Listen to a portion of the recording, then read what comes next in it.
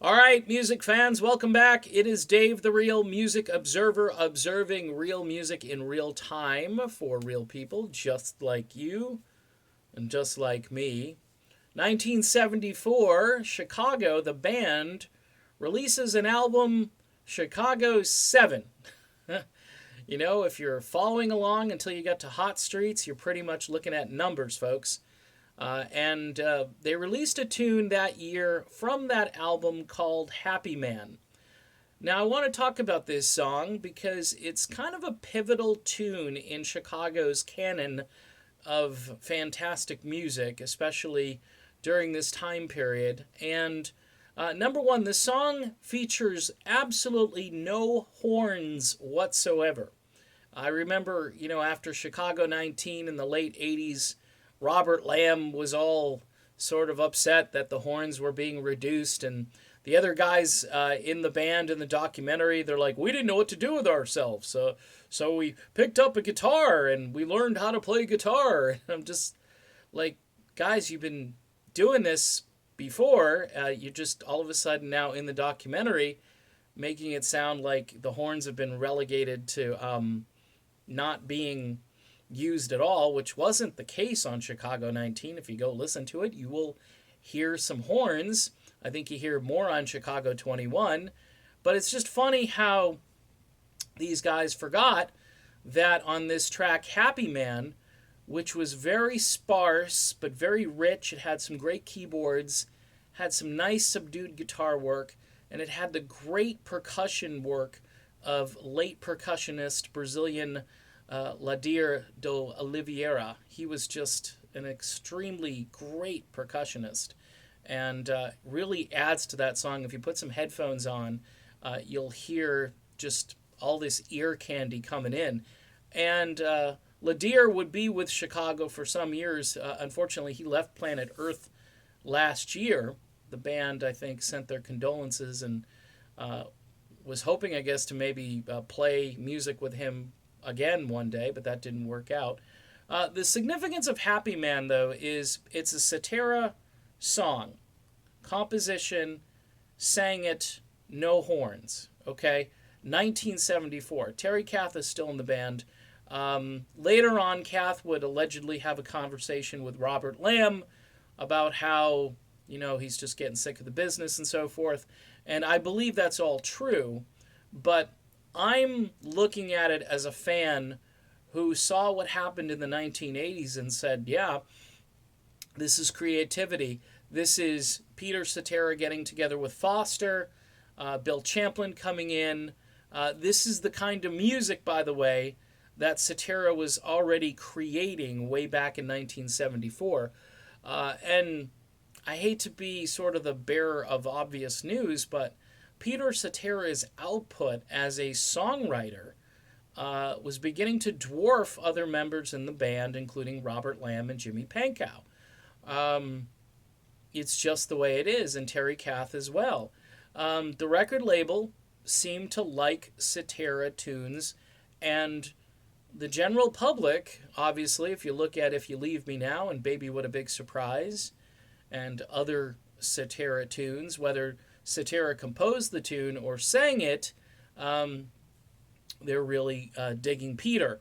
This whole notion that Peter, evolved into this front man and it was just unthinkable that this democracy was somehow being taken over by this conceited guy who had got himself into great physical condition and I think saw an opportunity and said, hey, you know what?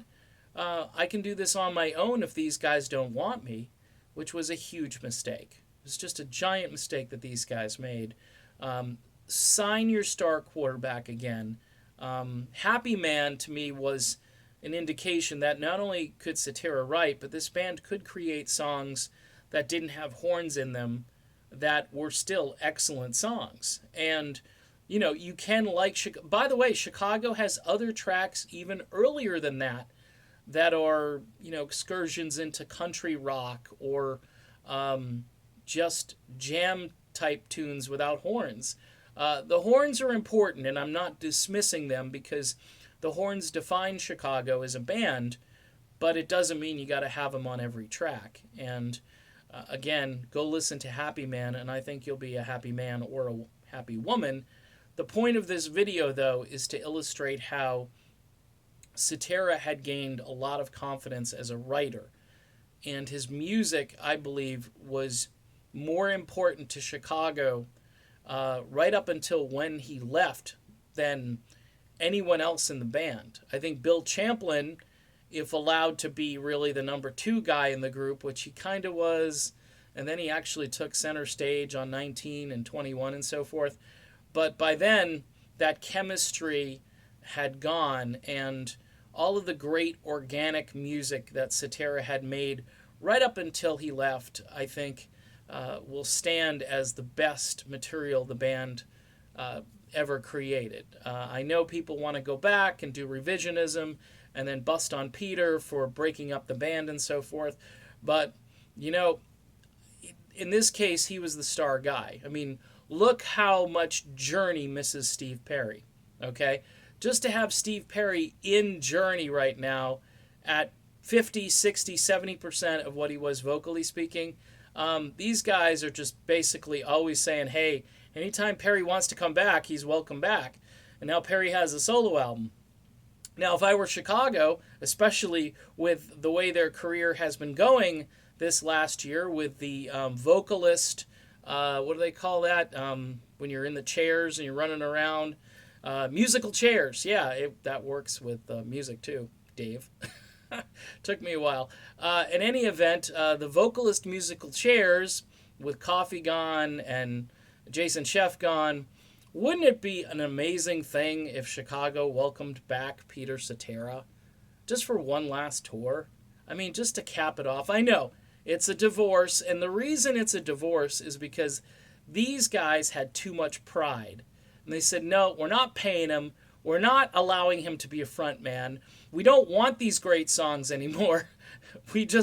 And their trajectory generally, other than 19, after Cetera left, it was like this and then gone.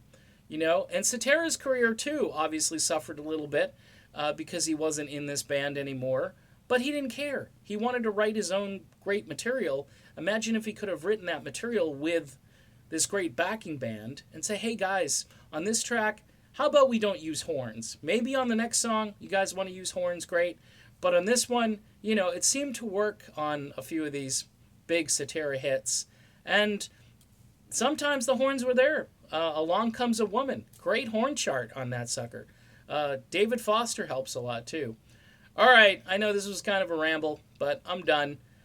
Peter Cetera, I still think, is the man, and they should have never let him go. See you later, everybody.